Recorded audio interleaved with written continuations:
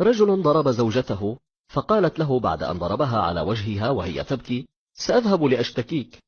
رد عليها: ومن قال بأنني سأسمح لك بأن تخرجي من البيت؟ قالت: أتظن أنك إن أغلقت الأبواب والنوافذ فإنك ستمنعني من أن أشكي عنك؟ رد بتعجب: وماذا ستفعل إذن؟ قالت: سأتصل. قال: الهواتف كلها معي، فاصنعي ما شئت.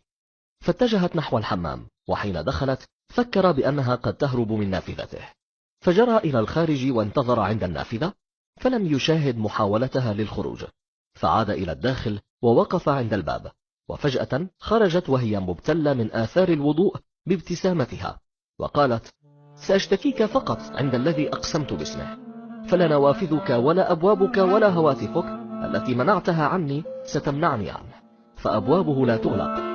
فتركها وجلس على الأريكة صامتا يفكر. ذهبت هي وصلت وأطالت في السجود وهو يراقبها، وحين انتهت من الصلاة ورفعت يدها اقترب منها وأمسك بيديها وقال لها: أما كفاك دعاؤك علي في السجود؟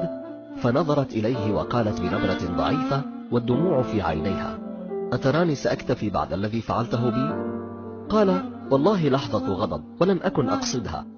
فقالت: ولهذا لم أكتفي من الدعاء لك وليس عليك، ودعائي كان على الشيطان، فلست غبية لأدعو على زوجي وقرة عيني.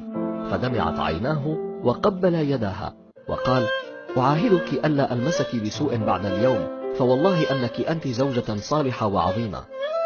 يا الله، هذا الرجل ضرب زوجته ولكنها بحكمتها استطاعت أن تكسب زوجها.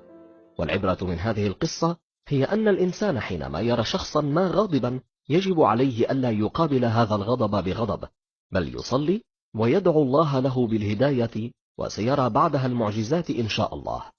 والله إن هذه القصة أبكتني وأثرت بشكل كبير بي.